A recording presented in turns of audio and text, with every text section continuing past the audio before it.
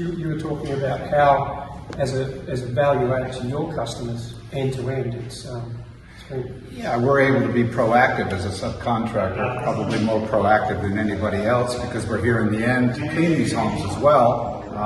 But it's our idea to come on site early and offer some solutions to damage early on. As Jim said, the finished materials and glass goes on first, and it's fully exposed on the inside and the outside for the duration of the construction project, sometimes 2-3 years.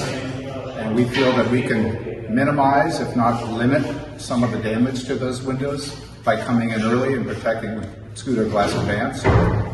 We do provide damage reports as well to help in the process of identifying factory damage or anything else for that matter, and deal with it halfway through the project as opposed to the end of the project. So it's been a wonderful value-added product for us.